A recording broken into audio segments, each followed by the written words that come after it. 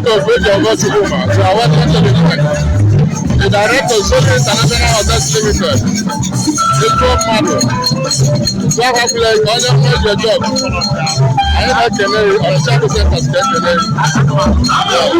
Also, no issue. I do what you want. I do what you want. I'm going to go to the Shadow. We're good.